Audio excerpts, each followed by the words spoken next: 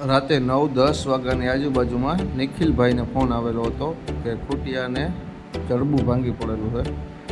તો આ કાર્ય કરવાની પાછળ અમારો કોઈ લાભાર્થ નથી. અમે ખાલી ગાયોની સેવા માટે કરીએ છીએ અને અમે ગાયોની સેવા માટે એક મંડળી પણ બનાવેલી.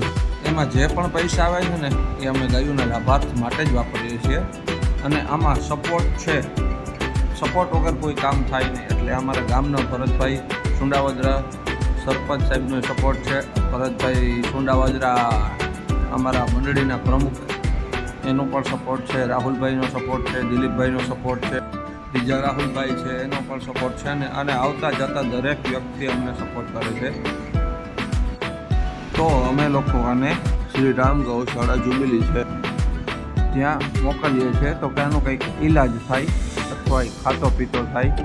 તો બધા જ સભ્યો જે આમાં જોડાણા હતા એ બધાનો ખૂબ ખૂબ ધન્યવાદ કે તમે સેવાના કામ કરવા માટે હજી પણ તત્પર છો. કેમ કે કામ બધાને હોય છે, કામમાંથી ટાઈમ કાઢવો ને એ અઘરી વસ્તુ હોય છે. તો બધાનો ખૂબ ખૂબ આભાર. તો એને ચડાવવામાં થોડી ઘણી મહેનત તો પડી. બધા લોકો ભેગા થઈ ગયા અને ચડાવી દીધો. ભાઈનો પગ દુખતો હતો એ છતાં પણ હેલ્પ કરવા આવ્યા છે. જો ફાઇનલી અમે ચડાવી દીધો. હવે એને ભરતભાઈ અને દિલીપભાઈ બે થઈને બાંધશે.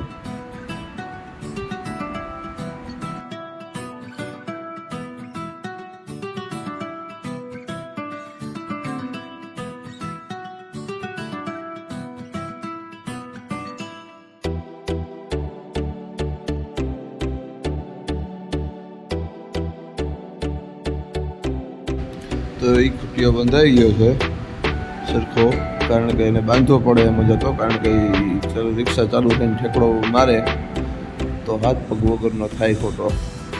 એટલે હવે નીકળી ગયા છે શ્રી રામ ગૌશાળા જવા માટે. તો હમણાં જ પૂગી ગયા. અંદર આવવામાં બીતો હતો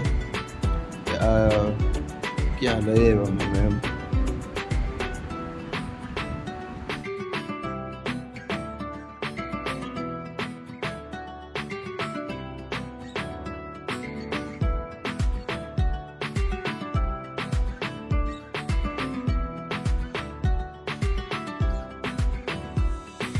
તમે પાછળ જોઈ શકો કેટલી બધી ગાયો, કેટલી બધા ઢોર છે, બધા અલગ અલગ.